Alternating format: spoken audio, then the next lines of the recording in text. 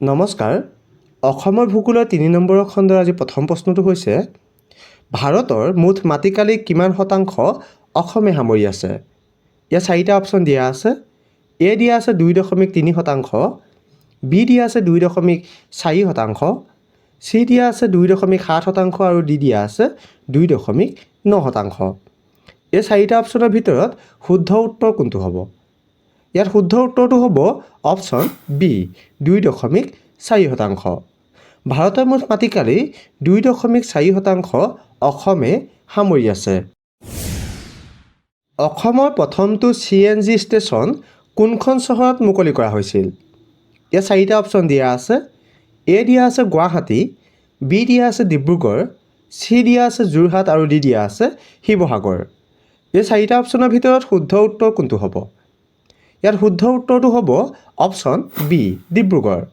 অসমৰ প্ৰথমটো CNG station ডিব্ৰুগড়ত মুকলি কৰা হৈছিল।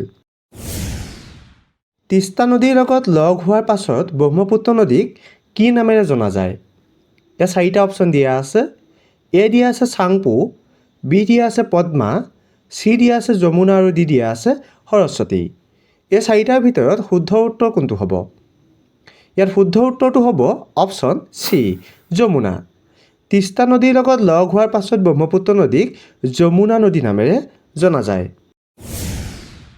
আমচাঙক কেতিয়া অভয়াৰণ্য হিচাপে ঘোষণা কৰা হৈছিল? ইয়াত 4টা অপশ্যন দিয়া আছে।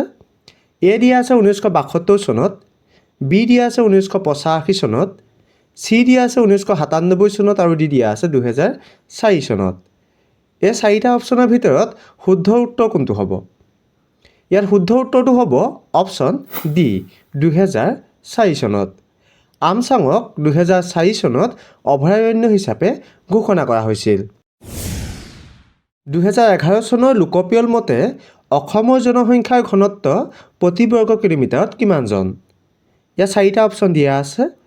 এ দিয়া আছে 342 জন, বি দিয়া আছে 398 জন, চি দিয়া আছে 432 জন আৰু ডি দিয়া আছে 471 জন। এই 4টা অপশ্যনৰ ভিতৰত শুদ্ধ উত্তৰ কোনটো হ'ব? ইয়াত শুদ্ধ উত্তৰটো হ'ব অপশ্যন বি 398 জন। 2011 চনৰ লোকপিয়ল মতে অসমৰ জনসংখ্যাৰ ঘনত্ব প্ৰতি বৰ্গ কিলোমিটাৰত 398 জন। তিব্বতত ব্ৰহ্মপুত্ৰ নদীক কি নামেৰে জনা যায়? ইয়াত 4টা অপশ্যন দিয়া আছে। এ দিয়া আছে চাংপো, বি দিয়া আছে কামেং, চি দিয়া আছে যমুনা আৰু ডি দিয়া আছে লুইত। এই 4টা অপশ্যনৰ ভিতৰত শুদ্ধ উত্তৰ কোনটো হ'ব? ইয়াত শুদ্ধ উত্তৰটো হ'ব অপশ্যন এ চাংপো। তিব্বতত ব্ৰহ্মপুত্ৰ নদীক চাংপো নামেৰে জনা যায়। অসমৰ মুঠ জনসংখ্যাৰ কিমান শতাংশ লোকে ব্ৰহ্মপুত্ৰ উপত্যকাত বাস কৰে? ইয়াত 4টা অপশ্যন দিয়া আছে। এ দিয়া আছে 72 শতাংশ, বি দিয়া আছে 75 শতাংশ, চি দিয়া আছে 85 শতাংশ আৰু ডি দিয়া আছে 93 শতাংশ। এই 4টা অপশ্যনৰ ভিতৰত শুদ্ধ উত্তৰ কোনটো হ'ব? ইয়াত শুদ্ধ উত্তৰটো হ'ব অপশ্যন চি 85 শতাংশ। অসমৰ মুঠ জনসংখ্যাৰ 85 শতাংশ লোকে ব্ৰহ্মপুত্ৰ উপত্যকাত বাস কৰে। পূবৰ আমাজন বুলি কাক কোৱা হয়? ইয়াত 4টা অপশ্যন দিয়া আছে। এ কাজিৰঙা, বি পানী দিহিং, চি দিহিং পাটকাই আৰু ডি দিয়া আছে ৰায়মনা। এই 4টা অপশ্যনৰ ভিতৰত শুদ্ধ উত্তৰ কোনটো হ'ব? ইয়াত শুদ্ধ উত্তৰটো হ'ব অপশ্যন চি দিহিং পাটকাই। পূবৰ আমাজন বুলি দিহিং পাটকাইক কোৱা হয়। অসমৰ আটাইতকৈ জনবহুল নগৰখনৰ নাম কি? ইয়াতে 4টা অপশ্যন দিয়া আছে।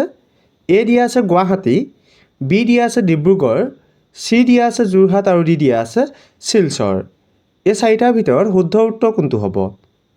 ইয়াত শুদ্ধ উত্তৰটো হ'ব অপশ্যন এ গুৱাহাটী। অসমৰ আটাইতকৈ জনবহুল নগৰখনৰ নাম হৈছে গুৱাহাটী। এই খণ্ডত আপোনালোকলৈ আগবঢ়োৱা প্ৰশ্নটো হৈছে অসমত মুঠ কেইখন হস্তী সংৰক্ষিত বনাঞ্চল আছে? ইয়াত 4টা অপশ্যন দিয়া আছে। এ দিয়া আছে 3খন, বি দিয়া আছে 5খন, চি দিয়া আছে 7খন আৰু ডি দিয়া আছে 9খন। এই 4টা অপশ্যনৰ ভিতৰত শুদ্ধ উত্তৰ কোনটো হ'ব আপোনালোকে কমেণ্ট কৰি জনাব। আৰু যিসকলে ভিডিঅ'টো চাই ভাল লাগিলে আগলৈ শ্বেয়াৰ কৰি দিব। ধন্যবাদ।